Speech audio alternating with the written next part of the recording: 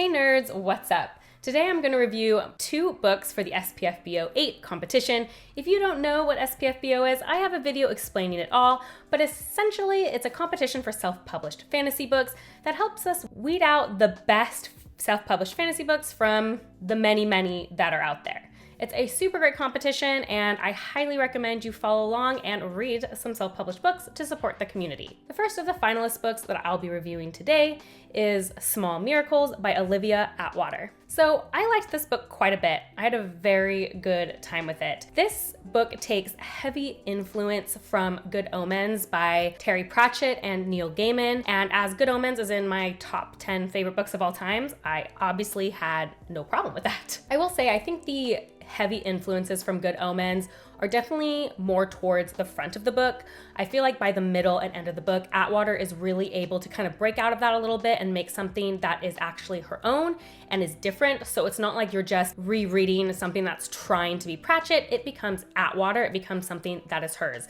But it still has that very satirical, silly style that I like so much about Pratchett. It also, instead of like Good Omens, which focuses on, the dramatic life or death of the universe, of the world, or whatever, this definitely is more of a focus on the small day-to-day lives of the people around them. So I feel like people who like cozy fantasy are really gonna like that about this book. I think this may be one of my first cozy fantasies. I don't know. I was surprised by how much I like that aspect of it, to really focus on those day-to-day relationships and not necessarily the fate of the world. I think in this book, the wit was really on point, which in my opinion is probably one of the hardest things to nail if you're going for a Pratchett-esque sort of feel. I laughed out loud several times during this book, and I'll be honest, I'm usually pretty hard on humor, and I feel like this book was legitimately witty and legitimately had something to say, which I really respected and enjoyed. And I think that commentary is kind of important for this more sarcastic type of fantasy because it really grounds it in reality. Like, it grounds it by giving it just a little bit of commentary, makes you think a little bit differently maybe about how we interact with the world. I think that's really needed, and it had some really great and sweet connections between the characters, which I highly enjoyed. I think my only complaints from this novel are just the very few plot lines or characters that weren't quite as fully realized.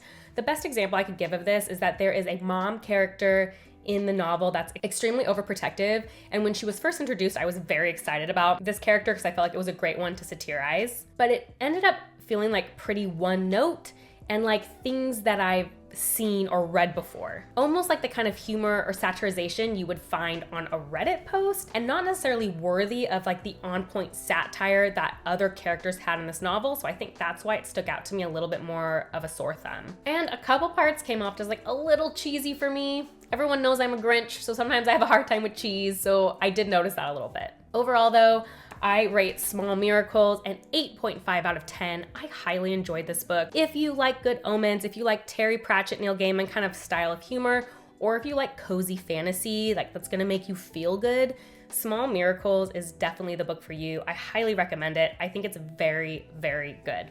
The second finalist I'll be reviewing today is Tethered Spirits by T.A. Hernandez. So Tethered Spirits is what I personally feel is a character-driven story, mostly following 3 main characters who are trying to deal with some pretty significant traumatic experiences in their lives. We have Kasari, who is a magic user in this world, but is incapable of using her magic at this point in time for reasons that are unknown to us in the beginning. We have Amar, who is seeking to find his lost memories, and Olivia, who is attempting to save her brother's life, but in the process is doing some kind of messed up things to get there. Although this story obviously has a lot of action, I did find the character stories to be the most driving interest of the novel. There was some really interesting stuff I think done there, particularly for Amar.